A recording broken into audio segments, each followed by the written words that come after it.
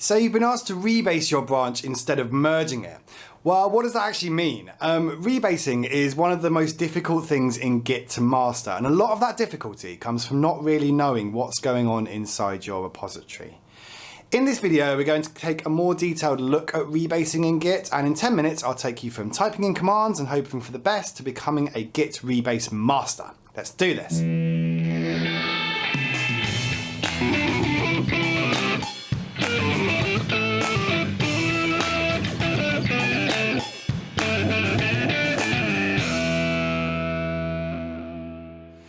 Alright, rebasing. Well, the best way to explain rebasing is to take a look at a commit graph.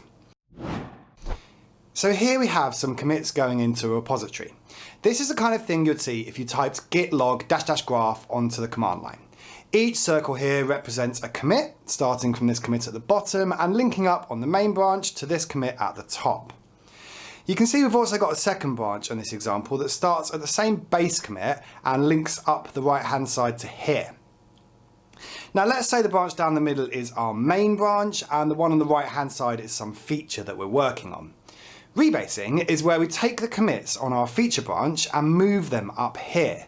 So instead of the base commit for this branch being the bottom one, we've changed that base. We've rebased it, so to speak. So now it branches off of this top commit here. Now if you rebase on the top commit of another branch like we've done here, then what you end up with is essentially a straight line. And this is why people like rebasing, because it keeps your main branch, the one that's deployed to production, in a nice straight line. And why is that a good thing? Well, aside from the slight obsession for a lot of software developers have with this kind of thing, it's actually very helpful to have this straight line on the code branch that gets deployed to production. If you identify a problem with your live application, let's just say a bug has been introduced, you can find the commit that introduced the issue and then very easily see what's been released since that commit. So what's the alternative to rebasing? Well, the alternative is to merge this branch onto the main trunk of commits. Merging is where you create a new commit at the top, and it's a special kind of commit called a merge commit that can have two parents. This commit basically diffs these two branches, works out what's changed, and applies the changes in a new commit to the main branch. But while merging will leave the files in your repository in the same state, it does leave this mark on the commit history. And over time, these merge commits add up and they lead to a pretty messy commit history like you can see here. Rebase is much cleaner, and you'll find the majority of software companies today will lean towards encouraging their engineers to rebase instead of merging. Indeed, a lot of companies will have an automated GitHub action or something that performs this rebase automatically, and it doesn't even let you merge even if you wanted to. So you should get used to it. Let's have a look at how rebasing actually works then. Now, if you remember, I made you this little animation where the commits on this branch move up to the top, right? Well, that's actually not what happens. You see, commits in Git are immutable, and what that means is that they cannot be changed. Now, lots of operations give you the illusion that you're changing something about the commits, including rebasing. But every time you think you're changing a commit, what you're really doing is creating a new commit and then updating the branch references to point to that new commit instead of the old one. You can actually try this out for yourself fairly easily. Open up any Git repository in your terminal and create a commit. I'm just going to create a new file with some text in it. Now if I commit this with a commit message and do git log or lg, which is an alias that I've got set up for log, you can see my commit I created 1 second ago with this message.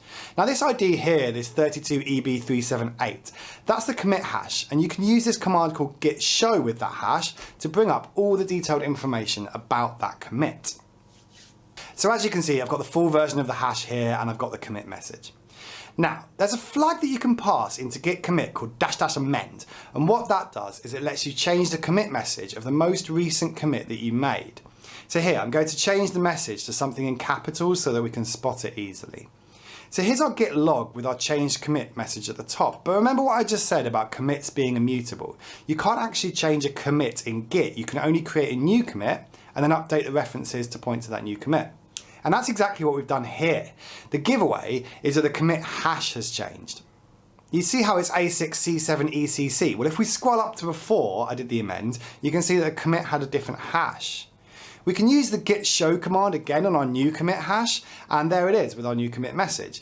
But look, if I go back through my command history and find the git show for the previous commit hash, the 32EB one, then I can run that and see my old message as well.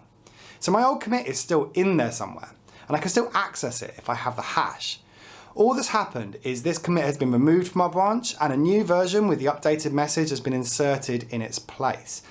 Now this is really useful to know, not just for rebasing, but for Git in general. If you ever get really stuck with Git, you can run this command git reflog and see all the hashes of the commits that you've made, regardless of whether they are still on a branch or not. So you can see here my commit with the changed message, and right underneath that is the same commit, but with the original message and the original hash. If I wanted, I could run git reset and pass that old hash, effectively undoing the amend I made to this commit. So now we know that commits are immutable, let's jump back into our rebasing animation. How do we give the impression of moving these commits to the top here if commits are immutable? Well, what we do is we type git rebase main, and Git will get to work creating those new commits but branching off of the top of main.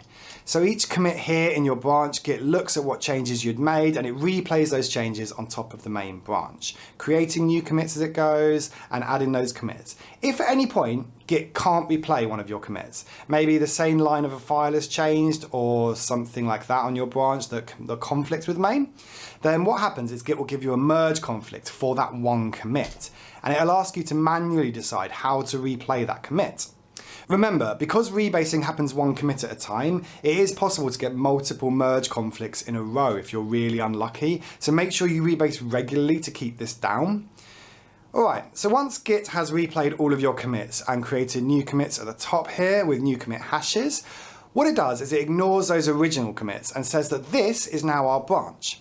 Those original commits are still there in your local commit history, and you can still get to them by typing git reflog as we saw earlier on, but they're no longer included in the chain of commits that make up this branch. And it's probably worth talking a little bit about branches here too. See, a lot of people think a branch in Git is a string of commits. Like here we have one branch going up the middle and one branch coming up the side, right? Like branches of a tree.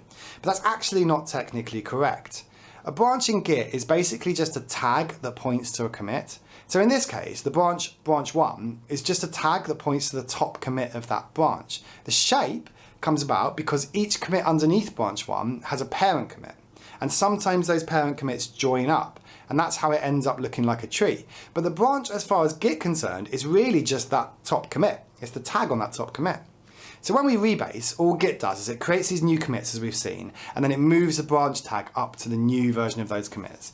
Because those original commits no longer have a tag on them, that's why they're not visible to us when we do a git log. If you were to put a different branch tag on those before you rebased, you'd still be able to see them, and you'd still be able to check them out. So that's how rebasing works. You create new commits, and then you move the branch tag to the top of those new commits. And this revelation that we're actually creating new commits is what leads to another common frustration with Git rebase, when you come to a push. If you've ever tried to rebase a branch locally and then push it, when that same branch exists on your remote, you might have seen this message before. Failed to push because the tip of your branch is behind its remote counterpart. Now what does that mean, behind, right? We pushed that branch ages ago, we should be ahead. Well, what this message means is that the remote has some commits on it that we don't have locally. Remember, we created those new commits and ignored the original versions. So if we were to create a branch, push it to a remote server, and then do a rebase and try to push again, you can see that yes, the remote does indeed have commits that we don't have locally. We don't want those commits locally, of course, but Git doesn't know that. So the only thing we can do in this situation is to force push our new commits to the server and overwrite the old ones that were there. That can be a bit scary for good reason. So it's for this reason that you should probably do all of your rebasing when there isn't a version of the branch pushed to a remote server. Okay, that's it for Git rebasing. If you've got any questions, please put them in the comment section below, and don't forget to like and subscribe to my channel. I've got plenty more videos about not just Git, but other software development topics, specifically focused at people that are looking to retrain into technology and learn software engineering. Thanks very much. I've been James Charles, and I'll see you in the next video.